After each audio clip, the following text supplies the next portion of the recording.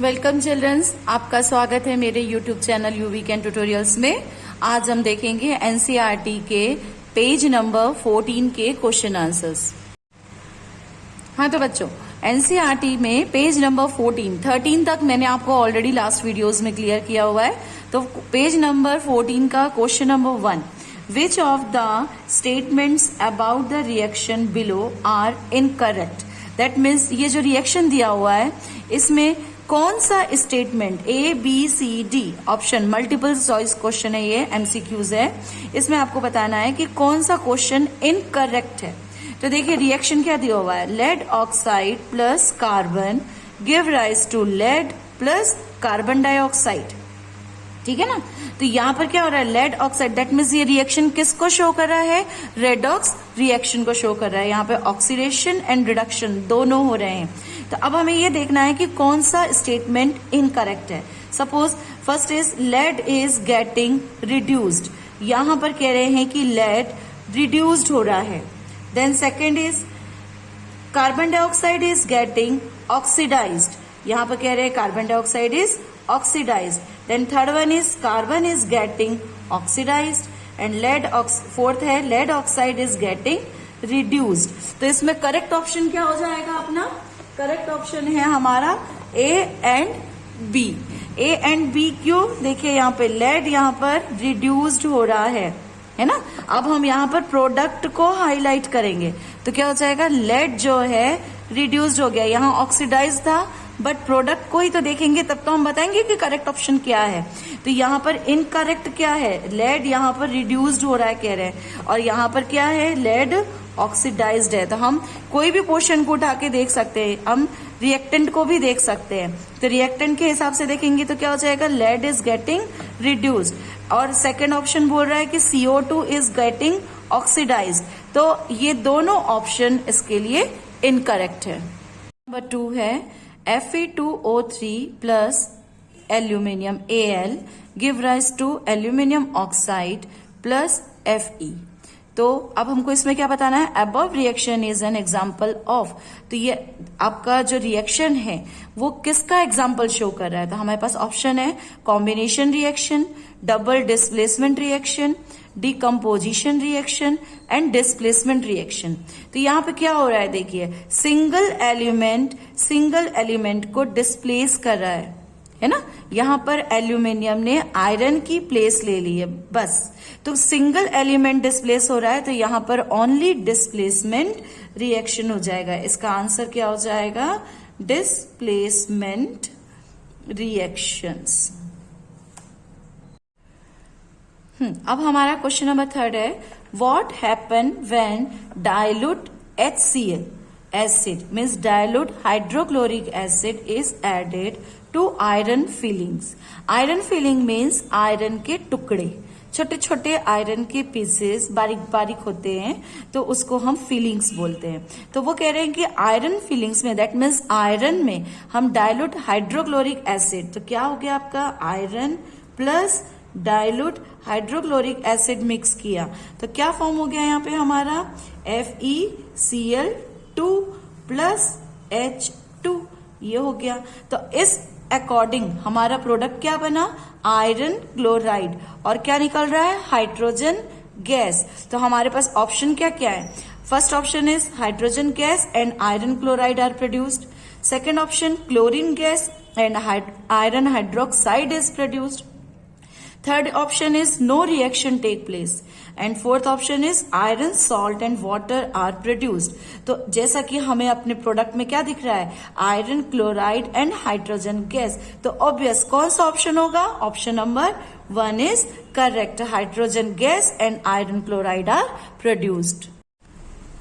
अब हमारा question number 4 है, what is a balanced chemical equation, why should chemical equations be balanced.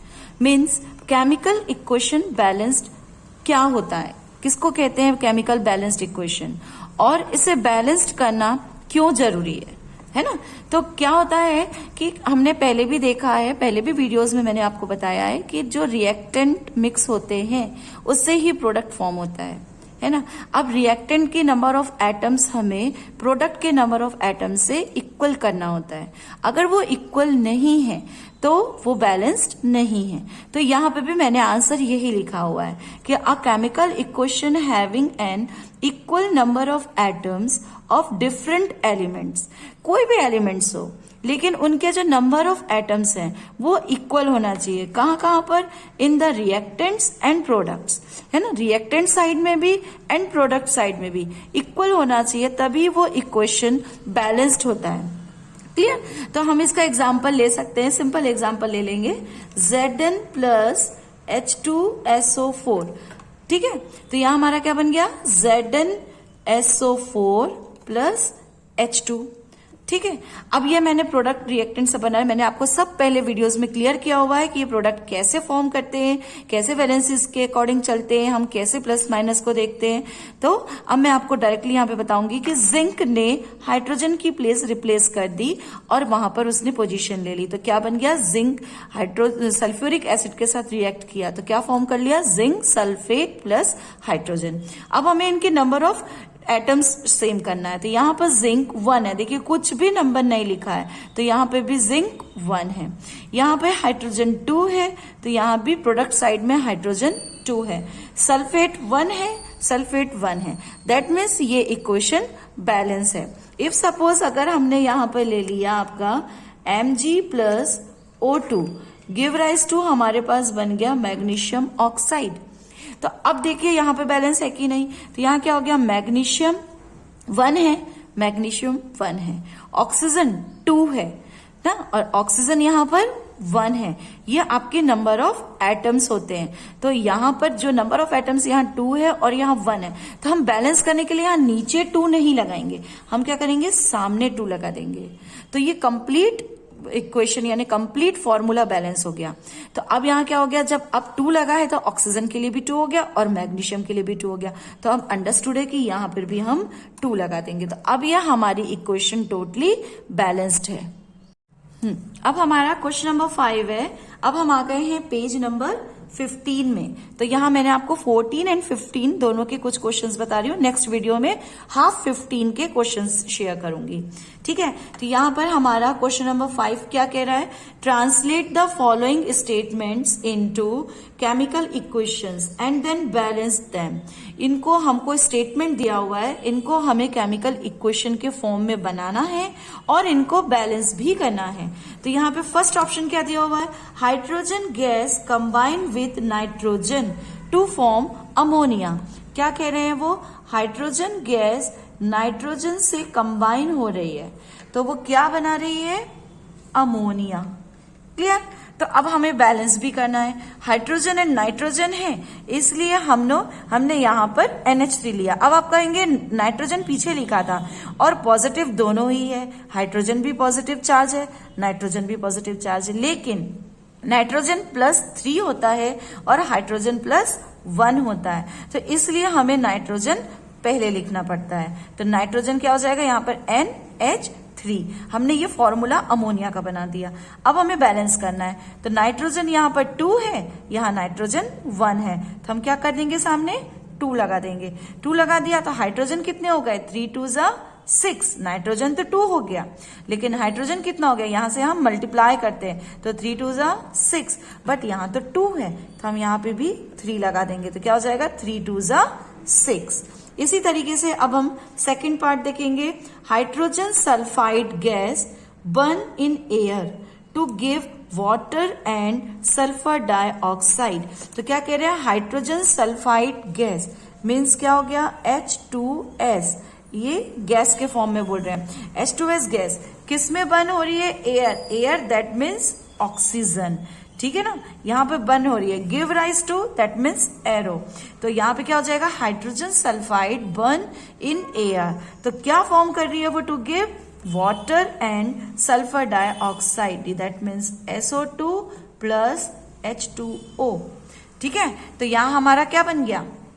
कैसे हो जाएगा? SO2 प्लस H2O बोल रहे हैं, तो हमने SO2 तो ये ले लिया, SO2 बन गया, लेकिन वो H2 के साथ O और भी कह रहे हैं, तो हमें यहां पे बैलेंस करने के लिए क्या करना पड़ेगा? 2 लगा देना पड़ेगा। तो ऑक्सीजन कितना हो गया, 2 2 जा 4, यहां पर भी क्या हो जाएगा 2 लगा दिया, तो ऑक्सीजन यहाँ पे 2 हो गया, बट हाइड्रोजन 4 हो गया।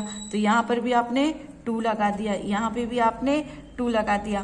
तो अब देखिए हम बैलेंस करके देखते हैं, 2 2 जा 4 हाइड्रोजन, 2 2 जा 4 हाइड्रोजन, देन सल्फर यहाँ पर कितना हो गया 2, यहाँ पे भी सल्फर 2, और ऑक्सीजन 2 2 जा 4, ऑक्सीजन 2 2 जा 4 और प्लस 2 6 हो रहा है, तो यहाँ हम 3 लगा देंगे। ठीक है, तो अब हमारी पूरी इक्वेशन बैलेंस हो गई। देन अब हम नंबर 3 देखते हैं। नंबर 3 क्या कह रहा है, barium chloride react with aluminium sulphate. ठीक है, तो क्या क्या बोल रहे हैं वो, बेरियम क्लोराइड BaCl2 प्लस किसको ले रहे हैं, एल्यूमिनियम सल्फेट, तो Al2SO4 ये फॉर्मूला हो गया आपका एल्यूमिनियम सल्फेट। तो क्या बना रहे हैं ये, एल्यूमिनियम क्लोराइड, क्या क्या बन गया आपका AlCl3 प्लस यहां पर क्या बोल रहा है, प्रेसिपिटेशन ऑफ बेरियम सल्फेट, यानी क्या हो जाएगा BaSO4। यहां पे हमको ये प्रेसिपिटेट के फॉर्म में मिल गया। ठीक है, तो अब हमें बैलेंस करना है, BaCl2 है, that means Ba is 1, chlorine is 2, but chlorine is 3, तो हमें यहाँ क्या करना पड़ेगा, तो यहाँ पे 3 लगा दिया। ठीक है, अभी इफ केस के लिए, क्योंकि यहाँ पर एल्यूमिनियम 2 है तो यहाँ हमने 2 लगा दिया, तो देखिए एल्यूमिनियम 2, क्लोरीन 3 2 जा 6, क्लोरीन 3 2 जा 6, बेरियम यहाँ पर 3 है, सल्फेट भी 3 है, तो इसलिए हमने यहाँ पर भी 3 लगा दिया। तो यह हमारी पूरी इक्वेशन बैलेंस हो गई। ठीक है, अब हमारा दिया हुआ है नंबर 4। नंबर 4 बोल रहा है potassium metal react with water. किसको, potassium metal react with water, water के साथ रिएक्ट होके टू गिव, क्या फॉर्म कर रहा है, potassium hydroxide, that means potassium hydroxide plus H2 gas. ठीक है, तो अब हमको फिर से बैलेंस करना है, यहाँ पे पोटेशियम 1 है, यहाँ पे पोटेशियम 1 है, हाइड्रोजन 1 + 2 3 है, यहाँ हाइड्रोजन 2 है, ऑक्सीजन 1, सिर्फ हाइड्रोजन बैलेंस नहीं है। तो हम हाइड्रोजन को बैलेंस करने के लिए यहाँ पर इफ सपोज अगर हमने यहाँ पर 2 लगा दिया तो ऑक्सीजन भी 2 हो गया, ऑक्सीजन 2 हो गया तो हमको यहाँ भी 2 करना है, तो पोटेशियम भी 2 हो गया। तो अब देखिए पोटेशियम 2, हाइड्रोजन 2 2 जा 4, हाइड्रोजन 2 + 2 4, ऑक्सीजन 2, तो हमारा ये इक्वेशन भी बैलेंस्ड हो गया। तो बच्चों मैं कल नेक्स्ट वीडियो में आपको इसके आगे के क्वेश्चंस कंटिन्यू करूंगी। सो थैंक यू देखने के लिए और मेरे चैनल को सब्सक्राइब कीजिए।